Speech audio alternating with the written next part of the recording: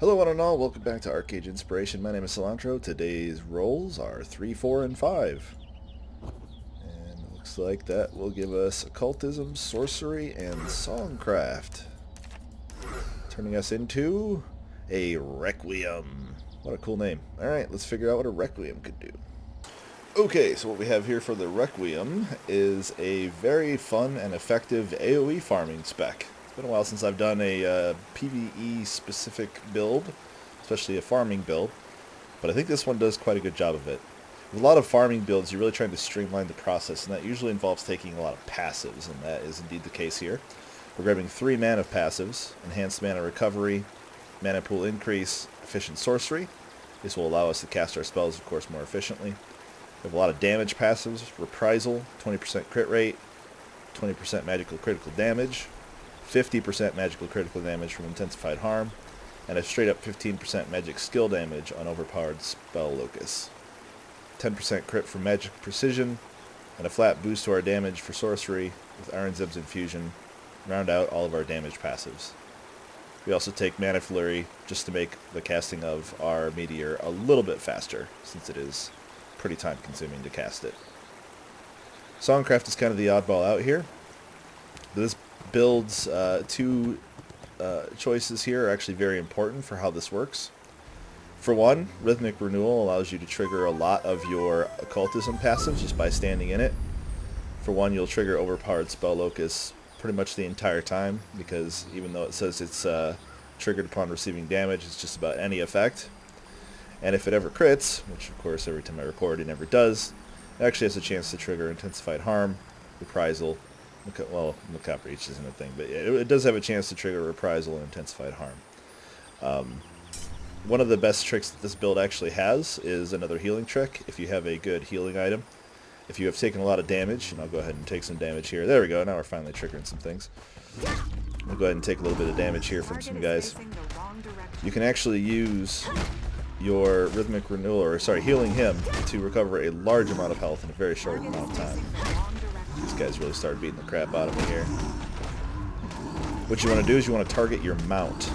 Leave your mount out when you're doing this, and immediately cast your heal, and at the same time switch to your healing item. Watch what happens. The heal bounces between yourself and your mount and triggers 10 times. I don't know if this is a glitch or intended behavior, but if you ever have 2 targets and you want to heal yourself, just heal the other target with it, and the bounces will restore a phenomenal amount of health. Other choices are mostly taken here for damage. We have, of course, Hell Spear, Summon Crows, since we're doing AoE pulling with this. Summon Wraith is our finisher. We're going to open up with a Meteor Strike as soon as we can. Use Flame Barrier, Freezing Earth for supplemental damage, as well as Chain Lightning to finish up a few odd targets that haven't died. And of course Magic Circle and Insulating Lens are very useful spells for this sort of playstyle, trying to do AoE farming, getting as much damage and crit as we can, and protecting ourselves. If you have access to it, the Lake Plate set is perfect for this. I happen to have actually bought a blue version of the Lake Plate set just for AoE farming specifically. I've used a number of builds, and this one is certainly effective. It does have one downside though. Even having taken all these mana passives, you do end up with a big and very hungry mana pool, and so you will likely need to use mana regeneration items, which will cut into any profits that you're getting into. But especially if you're doing this up in Aurora, you're likely doing this to farm for capes, so the profits aren't really as necessary. It's not really the focus of it so much as just very fast kills, and that's something this does quite well. So I'm going to go ahead and get some footage here of doing a big AoE pull and show you how I handle it. So here I'm going to try to get a 5 pull. I'm actually going to prime the pull by finding the location that I want. Looks like all those guys are following over there, so we'll just pull these 4, I guess. I'll find the location where I'm going to be centralizing the pull, and I'll preemptively cast Rhythmic Renewal, as it has a very long duration. Hop on my mount, use my mount to pull all the mobs. These guys as quickly as I can. You could just use your other abilities if you so wish. Mana Stars is good for this. I'm going to go ahead and open up with a Meteor Strike after we have our Fireball down. Follow up with that. Get into our full combo here. finish it off with the Summon Wraith, which will do all the rest of the damage that we need. Looks like we have a few other people joining the party here, so this might be kind of fun. But this is a good case where you can use your emergency heal, like I mentioned.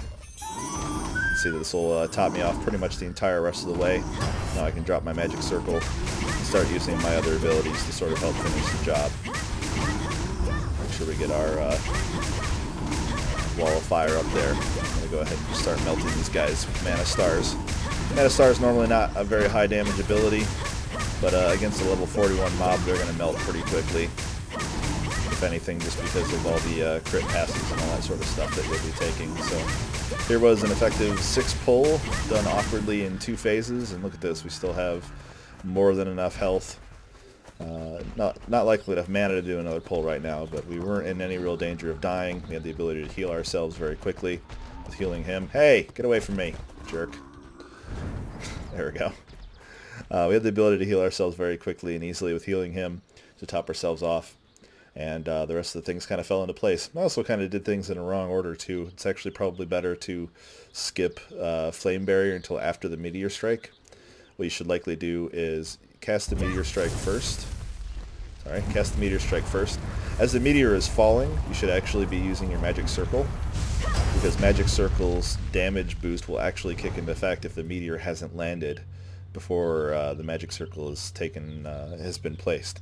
So you'll actually get the damage boost as though you had the Magic Circle out when you had cast the Meteor Strike. Pretty much every spell is calculated in that way. The damage is calculated at the moment that it would inflict its damage, not at the moment the spell is fired off, which is very important in some cases. But likewise, after the Meteor Strike, I would finish up with all the other spells for their damage as needed.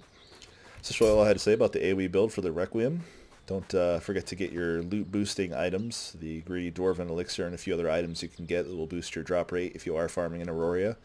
Certainly good to have that extra increased value there. And one other quick note here. You could actually do a variant on this with a few more points, maybe at 55, where you pick up Zeal, which is an incredible critical passive, increasing your critical rate by 5%, but most importantly, increasing your critical damage by 75%. You could also mess around with Bloody Shanty, giving yourself a quick trinketed damage boost, as well as a cooldown reduction. But you will have to sacrifice a lot of stuff, likely out of sorcery. So just keep that in mind. I think it will take 5 extra points, but I think if you forsake all the sorcery passives, you could probably build your way up to Zeal and still have a few of the really mandatory abilities. So yeah, that's all I have to say about the Requiem. Thanks for watching, thanks for liking the video, and I'll see you next time.